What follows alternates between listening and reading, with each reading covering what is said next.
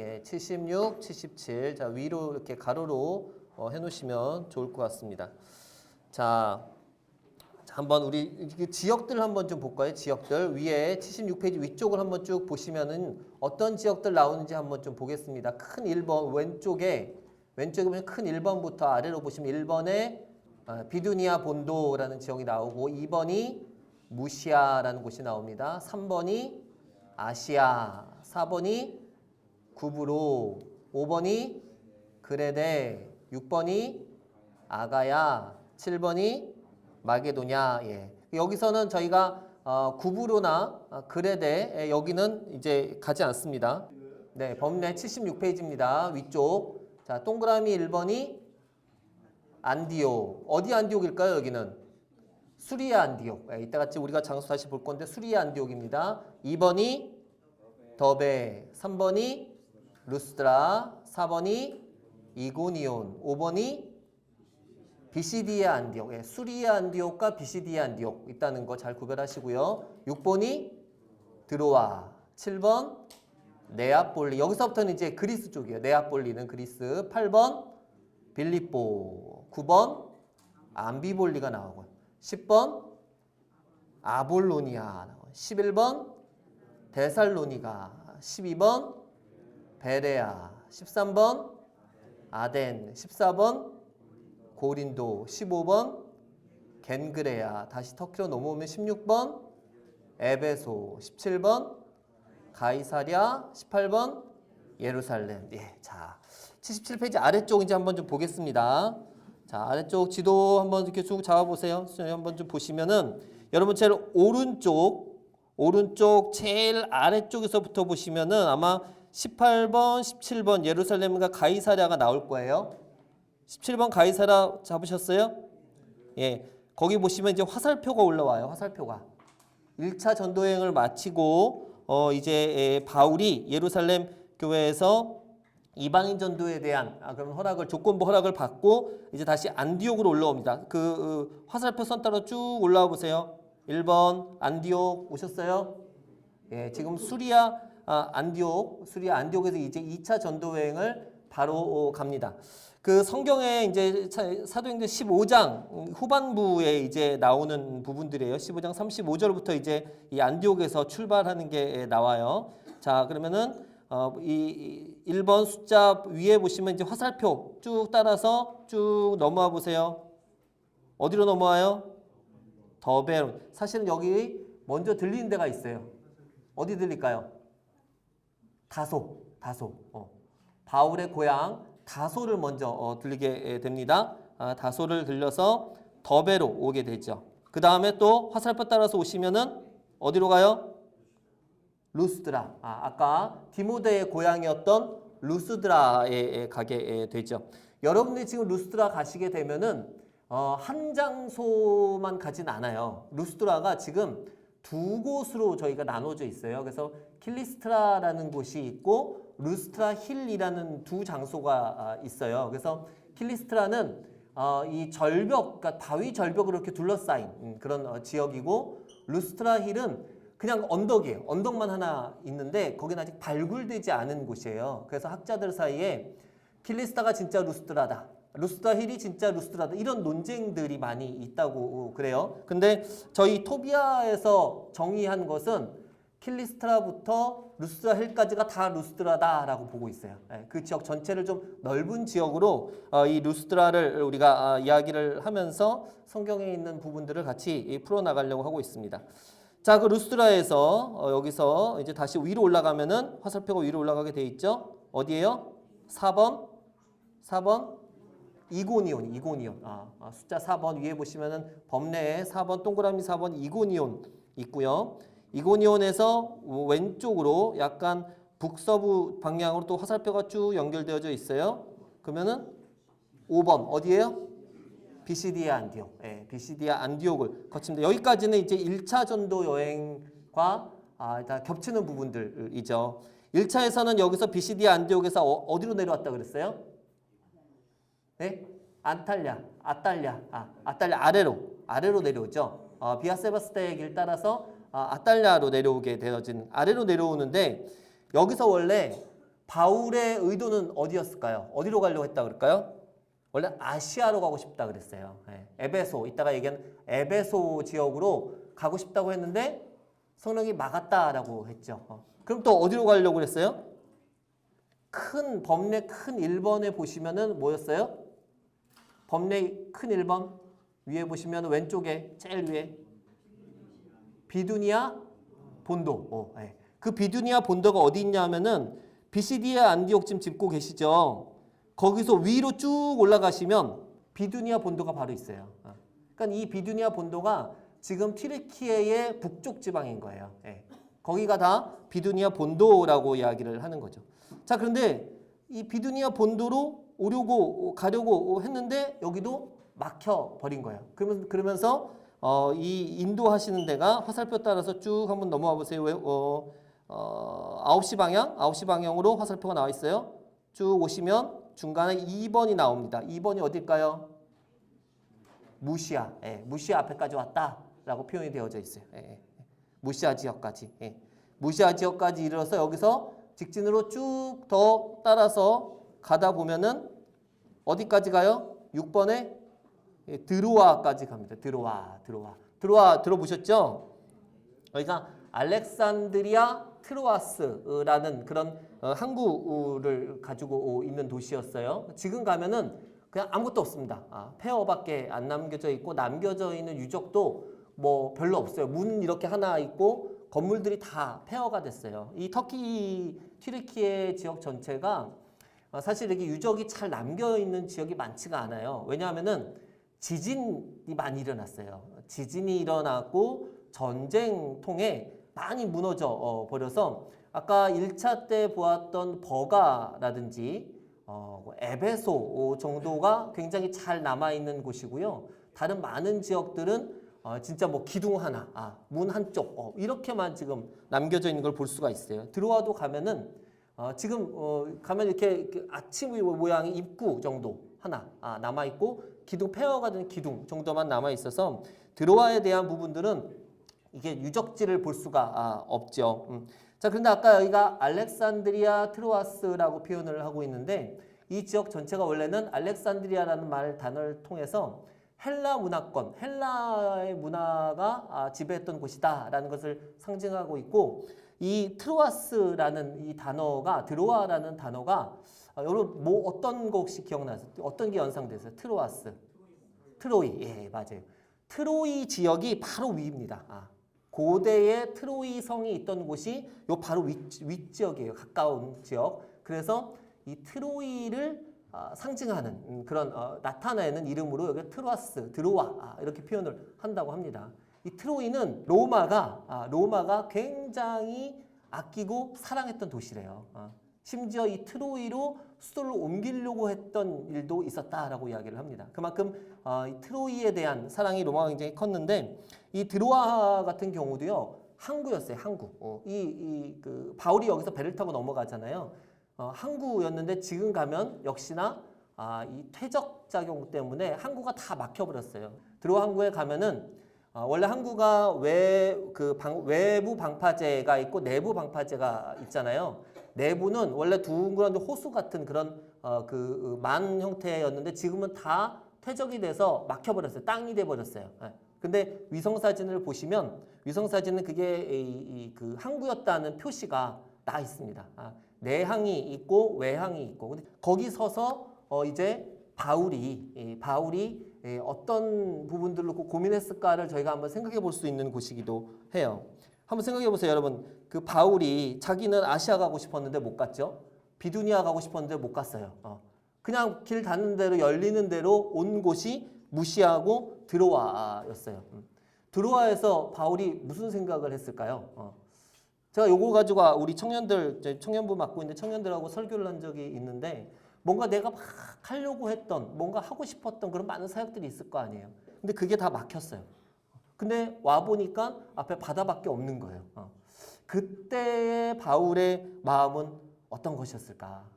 그런 고민들을 이 드로아 항구에 서서 바닷가에 서서 우리가 한번 느껴볼 수 있는, 고민해 볼 수 있는 그런 시간들이 아닐까 생각이 되어집니다.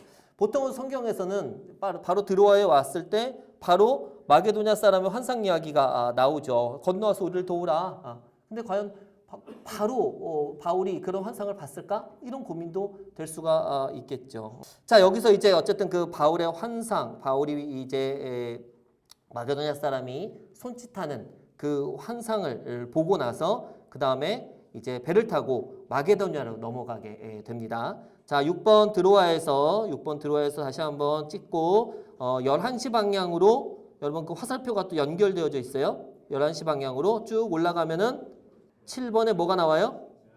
네아폴리라는 곳이 나옵니다. 네아폴리. 여기가 오늘날 이름은 까발라라고 그래요. 까발라. 제가 지난달에서도 여기 처음 가봤는데 네아폴리에 가면 이게 항구 도시거든요. 이 까발라라는 곳이 항구 도시인데 거기에 소위 말하는 바울의 항구라고 이름을 붙이고 있어요. 그래서 그 항구가 그대로 남아 있고 거기에서 이제 그 항구에서 내려가지고 조금 걸어 올라가면 이 바울이 도착한 것을 기념하는 교회가 있어서 그때 거기에 이렇게 벽화가 그려져 있더라고요.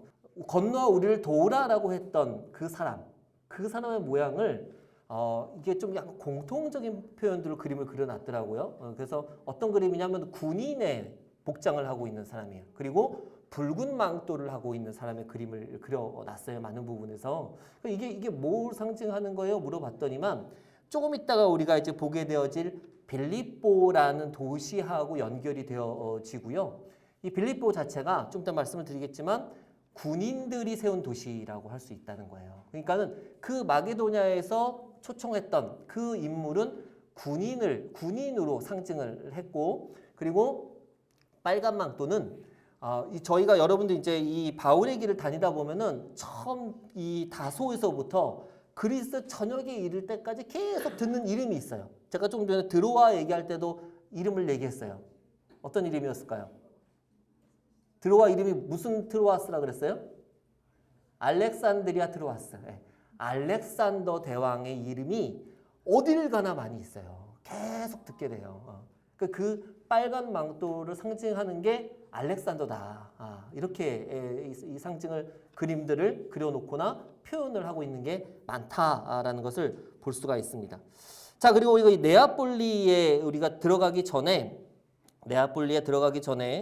그 앞에 섬을 하나 이제 거쳐간다라고 얘기를 하고 있어요. 사도행전 16장 11절에 보면 드로아스에서 배로 떠나 사무드라게로 직항하고 이튿날 네아폴리로 갔다라고 얘기를 합니다. 그래서 여러분들 그 드로아에서 네아폴리로 넘어갈 때 그림에 보면 섬이 나와요. 약한 지금 지도상으로 보니까 이 두 드로아와 네아폴리 중간 정도에 있는 섬이 사무드라게라고 얘기를 합니다. 거기서 하룻밤을 지나고 그 다음에 네아폴리로 들어갔다 이렇게 이야기를 합니다. 자, 그리고 이제 네아폴리로 들어갔던 이 바울이 역시 11시 방향으로 쭉 올라가니까 어느 지역이 나와요? 빌립보가 나와요. 빌립보라는 지역. 여기는 이 그리스 땅, 그러니까 마게도냐의 첫 번째 도시다라고 이야기를 하죠. 빌립보는 이 그 필립 2세 이미 그 주전 360년 이전에 필립 2세의 이름을 따서 이 빌립보라는 이름을 지었는데 로마가 이 지역을 지배하면서 여기를 새로운 도시로 만들게 됩니다. 근데 그 도시를 만들게 되어질 때 아까 계속 얘기했던 아우구스토 황제가 이제 자기가 황제가 되어지고 나서 나라를 정비하면서 약 그때 당시에 한 52개의 군단, 우리로 따지면 뭐 사단 같은 군단들이 있었는데 그걸 절반으로 줄여요. 한 28개, 7개 정도로 줄이면서 나머지 군인들을 다 퇴역을 시킵니다. 퇴역을 시키면서 그 군인들에게 퇴직금을 줘요. 퇴직금을 주면서 명령을 하나 하는 거죠. 너희들은 로마 고향으로 돌아가지 마라. 돌아가지 말고 너희가 주둔해 있는 그 땅에서 그 땅의 여자들과 결혼해서 정착해라. 그리고 도시를 만들어라.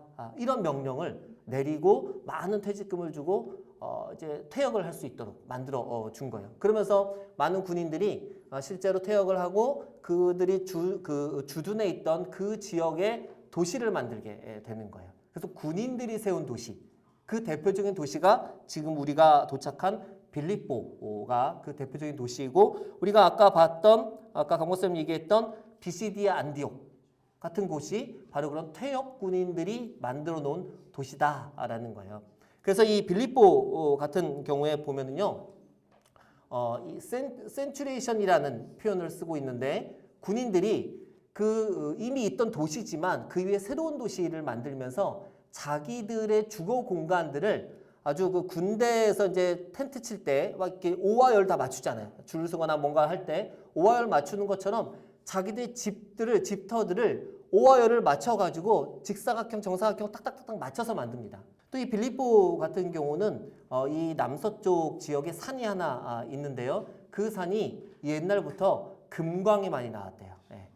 금광이 많이 나와서 거기서 캔 그 금들을 이 빌립보에서 관리하고 보관하는 그런 역할을 했던, 그러니까 굉장히 부유한 도시였죠. 로마가 지배하는 시대에 가장 사람들이 가보고 싶은 도시는 어디였을까요? 로마였어요. 예. 근데 모두가 다 로마에 갈 수 있는 게 아니잖아요. 그러면 로마에 못 가는 사람들은 이 빌립보에 가봐라 라고 얘기를 했대요. 이 도시적인 구조나 도시적인 그런 모든 환경들을 로마에 있는 모습을 그대로 베껴서 만든 곳이기도 했고, 또 이 빌립보가 로마의 모든 제도들, 로마가 가지고 있는 가장 로마스러운 것들을 여기에다가 잘 꾸며놨다라고 이야기를 합니다. 다시 말하면 행정, 법, 종교, 문화, 이 모든 것들이 빌립보에 그대로 다 옮겨놓은 그런 모습이다라고 얘기를 해요. 보통 우리가 이 그리스적인 표현을 하면 아고라라는 광장들이 시장터가 많이 있는데, 이 로마 같은 건 로마 포름이라고 표현을 해요. 이 가운데 예전 아고라 위에 로마 포름이라는 이름으로 새로 지어져 있는데, 로마는 다신교의 나라입니다. 모든 이전에 그리스의 모든 그 신들을 다 받아들여서 자기들의 신으로 만들었고, 또 이집트나 또 다른 어떤 지역의 신들을 다 융합하는 그런 체제였어요. 그러다 보니까 다양한 신전들, 신을 모시는 신전들이 굉장히 많이 있었다는 거예요. 그래서 그 아고라나 로마 포rum 이 주변에 그런 신전들이 즐비하게 늘어서 있었고, 그리고 또 정치적으로도 이곳은 이 로마의 가장 대표적인 그 정치제도 중에 하나가 두움비리라고 표현을 하는 이 지도체, 이중 지도체, 두 명의 지도자를 세우는 거예요. 그 대표적인 게 로마 같은 경우 집정관 제도라고 그래서 1년마다 집정관을 뽑습니다. 이 의회에 모여 사람들이 집정관을 다 뽑아요. 그 1년마다 뽑는데 그 두 명의 집정관을 세워서 이 나라를 운영할 수 있도록 만들어 놓는데, 이 빌립보에서도 그런 두 명의 지도자를 세워요. 그걸 두움비리라고 표현을 하죠. 그렇게 해서 이 지역을 다스리는 그런 역할들을 하기도 했다라고 이야기를 합니다. 자, 빌립보에 바울이 가서 경험한 것들이 좀 많이 있어요. 첫 번째는 누구를 만날까요? 루디아를 만나. 예, 두아디라 출신의 자주장사 루디아를 만나게 돼요. 빌립보에 처음 갔을 때 이 이스라엘 사람들이 항상 모이던 곳이 어디였죠? 회당이었죠. 회당이 없었다라고 이야기를 해요. 예. 회당은 보통 유대인 남자 10명 이상이 모이면 회당을 지을 수가 있었는데, 그만큼 유대인들이 없었던 지역이 아니었겠는가라고 추측을 해볼 수 있는 거죠. 근데 유대인 전통에 의하면 회당이 없을 경우에는 성막 물가 쪽으로 나아가서 거기서 예배를 자기들끼리 그런 모임을 드렸다라고 이야기를 해서 바울이 물가를 찾아 나가게 됐다라고 합니다. 근데 거기에서 만난 것이 바로 두아디라 출신의 루디아, 자주장사 루디아를 만나게 된 거죠. 두아디라는 어디예요? 지금의 그러니까 사대, 그 여러분들 비시디아 안디옥에서 그 히에라볼리 쪽으로 가게 되어지면 히에라볼리 지역의 사대라는 7교회 중에 하나가 되는 사대교회가 거기에 있어요. 그 사대교회에서 바로 위쪽에 있는 지역이 두아디라라는 곳인데, 옛날 그 로드스 왕국이라는 그 왕국 안에 사대나 두아디라가 다 포함되어져 있는 같은 그런 지역이다라고 보시면 되는데, 이 빌립보로 그렇게 장사로 오는 사람들이 많이 있었다라고 이야기를 합니다. 거기서 그 루디아를 만나고 이 루디아를 통해서 이제 나중에 이 그 빌립보 교회가 세워지는 중요한 기초를 마련하게 되죠. 그 강가가 지금 있어요. 그래서 루디아를 처음 만났던 강가가 있고 또 이후에 세례를 베푼 그 기념교회가 지금 그 강가 터에 가면은 같이 있습니다. 또 빌립보에서 이 바울이 좀 약간 혹독한 경험을 해요. 어떤 경험을 했을까요? 감옥에 갇히게 되죠. 왜 감옥에 갇혔을까요?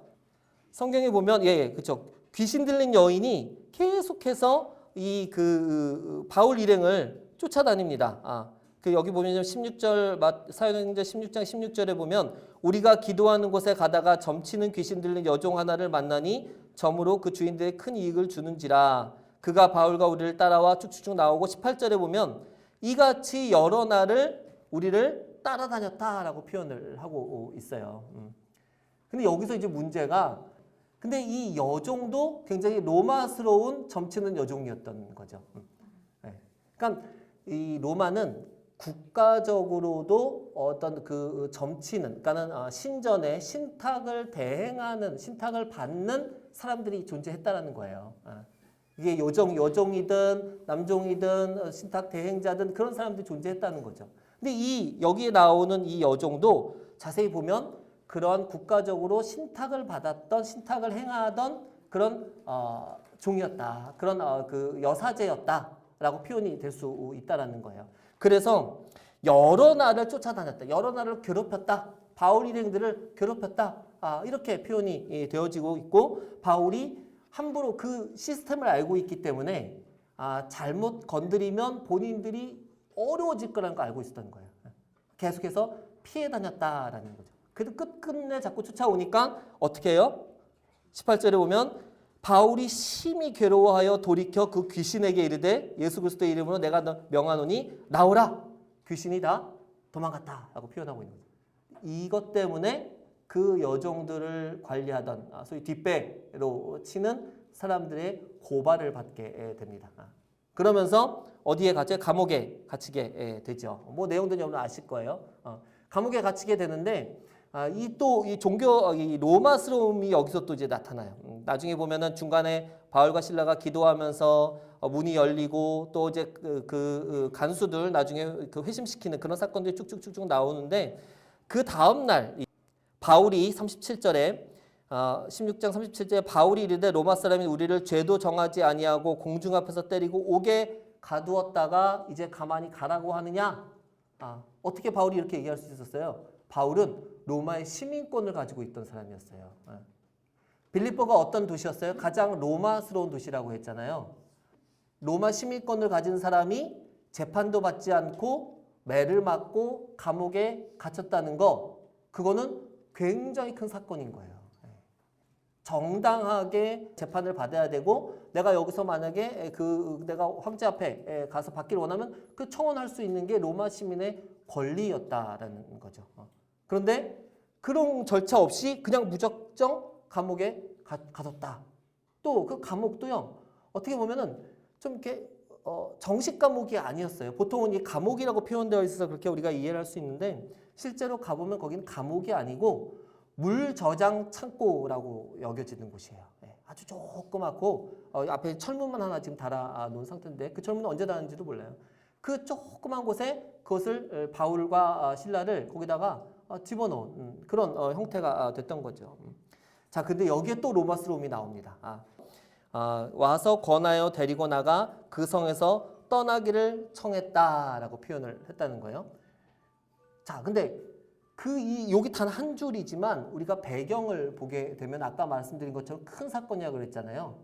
로마 시민을 재판하지 않고 그렇게 떠나보낸다는 거는 굉장히 큰 사건인 거예요. 따지고 들려면 그 관리들의 목이 날아갈 수도 있는 그런 상황들인 거죠. 근데 여기에 어떤 로마스러움이 있느냐? 로마는요, 로마의 모든 시민권을 가지고 있는 사람들의 기록이, 우리로 따지면 주민등록이 우리는 지금 컴퓨터로 다 네트워크로 되어져 있잖아요. 이때 당시도 그런 네트워크가 있었어요. 여러분 아까 들었던 비아 세바스테 같은 그런 도루들을 통해서 로마의 시민권을 가지고 있는 사람이 태어나면 그 도루망을 쫓아서 전 모든 로마의 속주에 그 행정적인 소식들이 다 전해지게 됩니다. 그래서 저기 다소의 집안에 이 시민권을 가진 바울이라는 사람이 태어났어. 그 기록들이 다 남게 된다는 거예요. 빌립보에서도 사람들이 그런 기록들을 봤다라는 거죠. 그런데 이렇게 기록을 보니까 바울의 시민권은요, 해방된 노예가 받은 시민권, 속주의 시민권이라는 거예요. 그러니까 같은 시민권인데 빌립보에 있는 사람들의 시민권과 다르다라는 거죠. 차별이 있다라는 얘기인 거예요. 빌립보는 어떤 사람들이에요? 아우구스투스 황제가 자기의 부하들에게 명령을 해서 정통 오리지널 로마 시민들이, 군인들이, 인정받는 시민들이 가지고 있었던 그 시민권, 그 마을에 있는 사람들의 정통 시민권과 바울이 가지고 있는 시민권에는 보이지 않는 차별이 있다는 거예요. 그래서 여기에 마지막에 그 성에서 떠나기를 청하니라고 표현할 수 있었던 게, 우리는 정통으로 로마 시민권이야. 너 속주 시민권이라며. 예. 어디서 까불어? 그냥 우리가 얌전히 보낼 때 그냥 가. 이런 뉘앙스가 담겨져 있는 거예요. 그러니까 바울도 거기에 대해서 더 많은 부분들을 따지거나 재판을 더 상소하거나 이러지 못한 상태로 떠나가게 된 것이죠. 자, 그렇게 빌립보에서 떠나오게 됩니다. 자, 우리 다시 한번 지도 보시면 8번 빌립보에서 지금 이제 8시 방향으로 이제 내려옵니다. 암비볼리를 거치고 중요한 지역이 11번의 데살로니가라는 곳까지 옵니다. 11번 찾으셨어요? 11번. 8번에서 암비볼리 지나고 9번 암비볼리 지나고 11번 데살로니가까지 내려오게 됩니다. 자, 참고로 빌립보에서 이 데살로니가까지 내려오는 이 길, 더 나아가서는 이 베레아를 지나서 그 아까 6번의 아가야라고 표현되어져 있는데 지금의 이제 발칸반도를 이야기하는데요.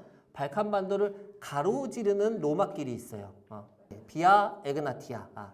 이 도로가 로마에서 바로 제일 짧은 단거리로 건너와서 이 그리스 땅을 가로지르는 로마의 길이 비아 에그나티아입니다. 이 발칸반도라는 지역을 가로질러서 우리가 지금 짚고 있는 데살로니가, 조금 이따 가게 될 베레아, 데살로니가, 암비볼리, 빌립보를 거쳐가지고요. 자, 빌립보에서 여러분, 원래 지금 화살표는 아래로 4시 방향으로 내려오는데 빌립보에서 3시 방향으로 쭉 와보세요. 쭉 와보시면 땅이 살짝 끊어졌다 다시 붙는 데가 있어요. 네. 느껴지세요? 네, 3시 방향으로. 거기가 첫 번째 그 끊어지기 직전이 지금의 이스탄불 서쪽 지역, 이스탄불이에요. 거기가 옛날 동로마 교회, 동로마의 본산이 되어지는 곳. 여기까지 이 비아 에그나티아가 연결이 되어집니다. 그리고 배를 타고 서쪽에서 아시아 땅으로 넘어와서 쭉 오시면 아까 우리가 봤던 비두니아 본도가 나와요. 큰 1번. 비두니아 본도가 나오고 이 아래쪽으로 연결돼서 비아 세바스티아까지 그 길이 연결됐다 그래요.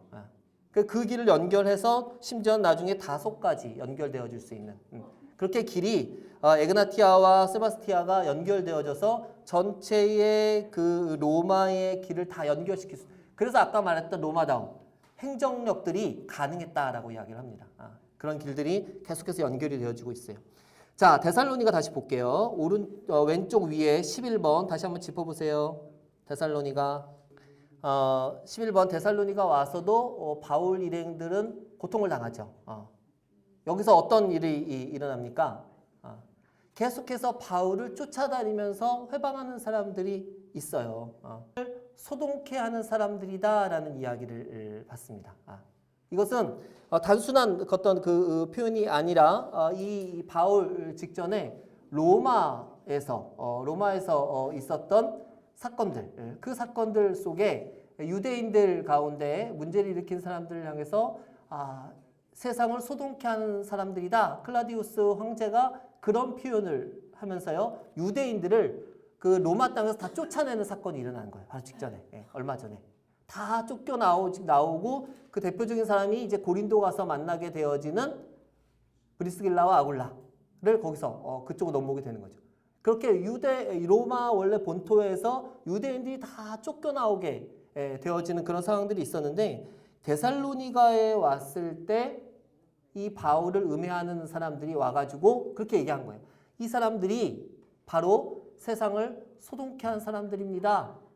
그리고 여기서도 바울은 도망쳐 나올 수밖에 없는 거죠. 데살로니가는 이때 당시부터 있던 도시 위에 지금 도시가 그대로 올라와 있는 거예요.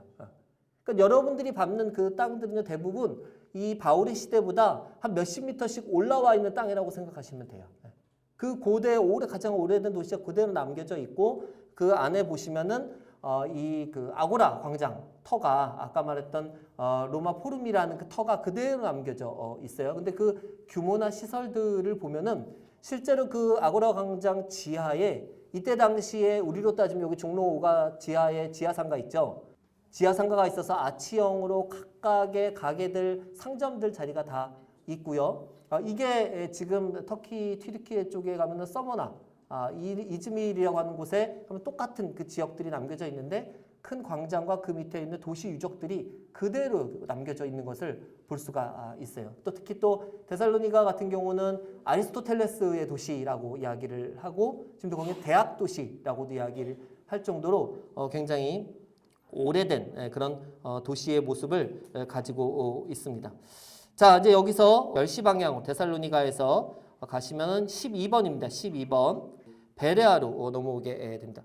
베레아를 지금 가게 되면은 비마터라고 해가지고 바울이 이제 설교했던 곳이 있어요. 거기 가시면은 여러분이 참 이게 바울의 모습을 만져볼 수 있는 만한 게 있는데, 바울의 동상을 한 2m 크기로 비마터 옆에다 만들어 놨어요. 이렇게 좀 보면 깡마른 바울, 깡마른 바울, 오랜 여행으로 인해서 정말 이렇게 말라 비틀어진, 정말 이런 표현하기 뭐하지만 손가락이나 모든 게 이렇게 아주 이렇게 만들어 놓은 청동 그 동상이 있어요. 근데 가장 바울스럽게 만들었다라고 표현할 수 있는 것 같아요. 여러분 가시면 한번 그 만져보실 수가 있을 것 같아요.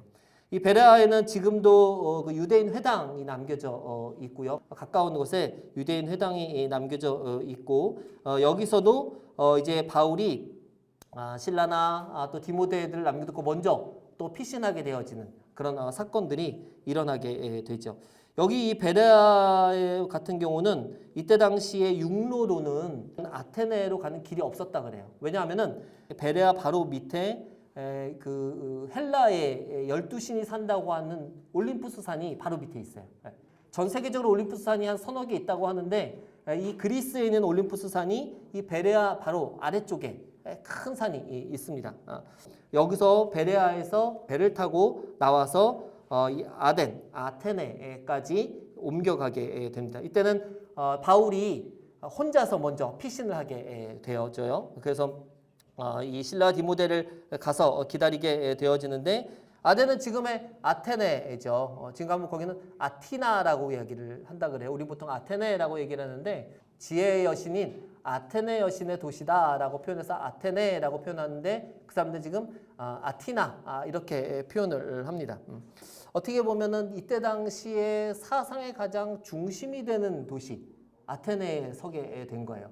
로마의 지배를 받고 있는 시대이긴 하지만, 반대로 이 아테네가 헬라 문명이 로마를 지배하고 있었다라고 해도 과언이 아닌 거예요.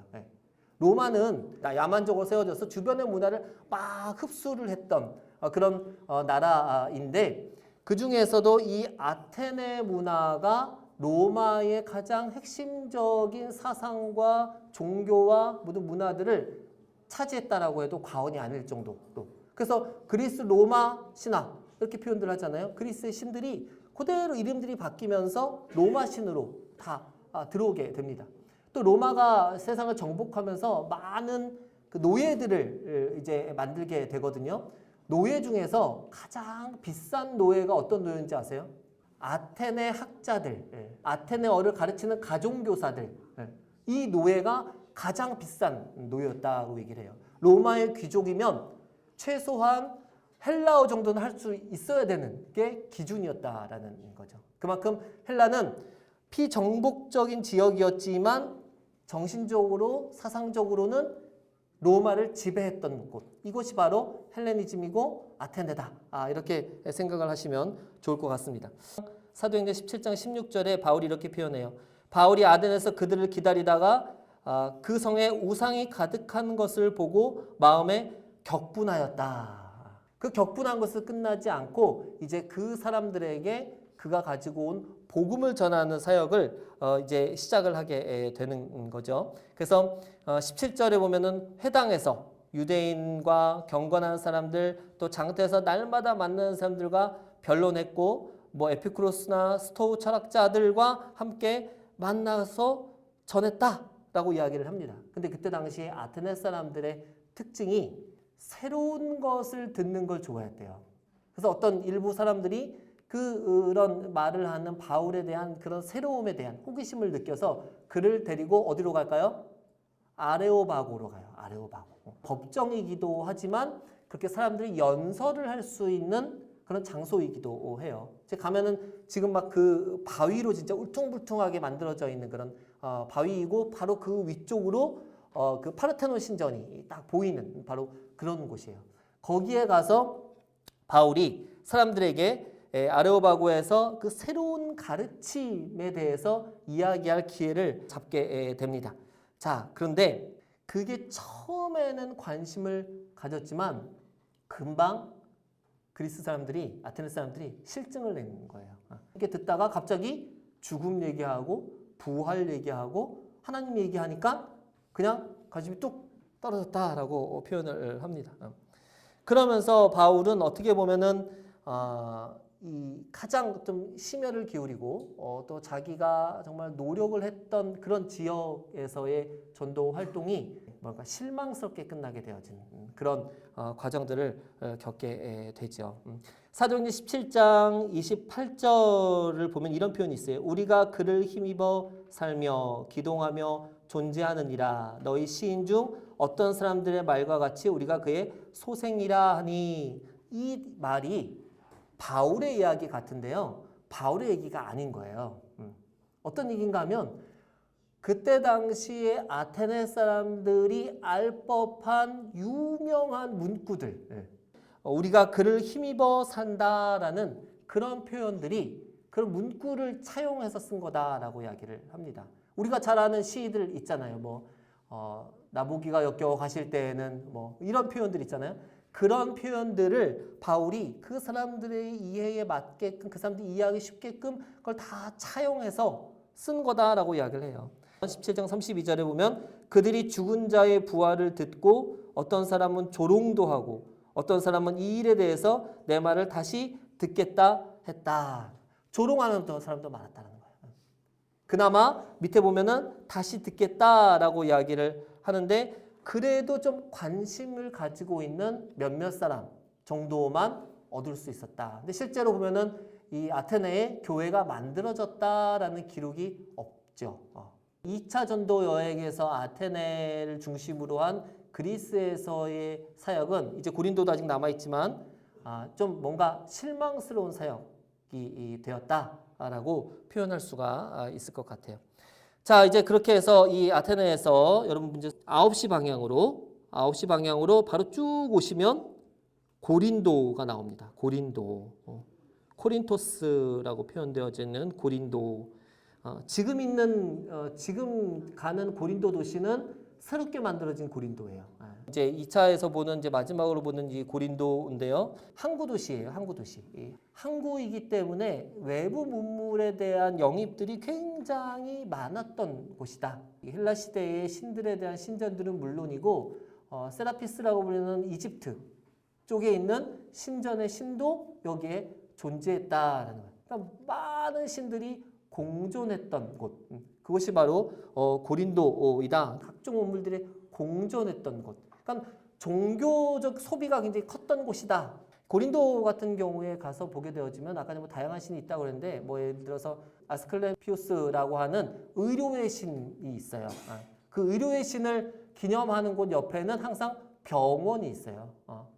그 병원을 아스클레피온이라고 표현을 하고 있는데 그들의 신이 생활 밀접하게 들어왔고 그 이유 중에 하나도 로마는 아까 말씀드린 것처럼 자기들에게 도움이 될 만한 신들은 다 받아들여요. 각종 신들이 공존할 수 있도록 만들어 준 거죠.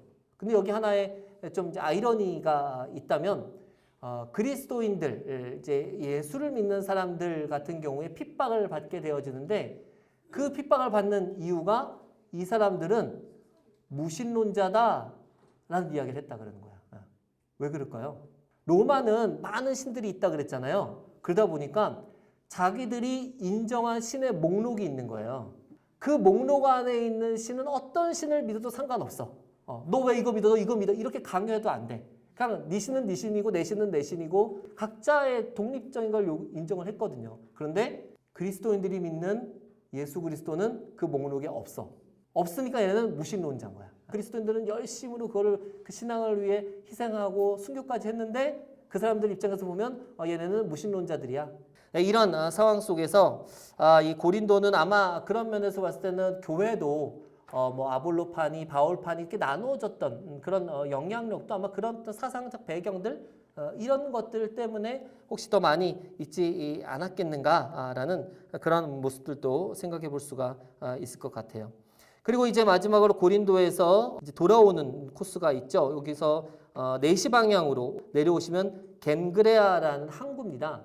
이 항구는 다른 지역이 아니라 고린도의 외항이에요. 외항. 그래서 겐그라에서 바울이 뭘 할까요? 머리 깎아요. 거기 이발소가 잘 됐는지 하여튼 머리를 깎고 아까 강목사님하고 밥 먹고 오면서 그 얘기를 했어요. 왜 머리를 깎았죠? 여러 가지 있던 이야기들이 나올 수 있을 것 같아요. 그의 사역에 대한 어떤 서원한 거에 대한 것을 한번 뭐 이루었기 때문에 이제 그 서원이 끝나면 머리를 깎을 수 있기 때문에 이제 그런 또 있을 수 있을 거고 또 다음 또 새로운 사역들에 대한 또 여러 가지 어떤 다짐이나 가능성 이런 것들이 있기 때문에 근데 성경이 없으니까 우리가 뭐다라고 말씀을 드릴 수는 없겠죠. 겐그라에서 화살표를 따라서 쭉 어디로 넘어옵니까? 16번에 에베소로 넘어요. 원래 바울이 가려고 했던 곳이 어디였다고요? 아시아죠. 이때 당시에 아시아라고 하면은 바로 에베소. 여기 안 나왔지만 밀레도. 이 지역이 아시아를 대표하는 지역이었다라고 보시면 돼요. 그래서 에베소는 약간의 다음 그 전도 여행을 앞두고 아마 잠깐 살펴보는 그런 형태로 볼 수가 있을 것 같고 에베소에서 이제 다시 쭉 우리 6시 방향으로 화살표를 타고 쭉 들어오면 이제 가이사라라고 돌아오게 됩니다. 가이사라 아까 여러분 얘기 들으셨죠? 가이사라가 누구를 위한 도시였어요? 황제를 위한 도시. 그래서 가이사라 같은 경우에 지금은 없어졌는데 이스라엘에서 지금 이스라엘이에요. 지금 이스라엘에서 고고학적인 발굴을 지금 하고 있는데 가이사라가 원래는 아우구스투스 황제를 위해서 만든 곳이었는데 그 항구에 들어올 때 거기에 엄청 커다란 아우구스투스의 흉상이 거기다 세워져 있었더래요. 이때 당시에. 그거를 지금 복원하는 그 고고학적인 그런 어떤 그 시도가 지금 이스라엘이 하고 있다라고 이야기를 합니다. 예, 감사합니다. 감사합니다.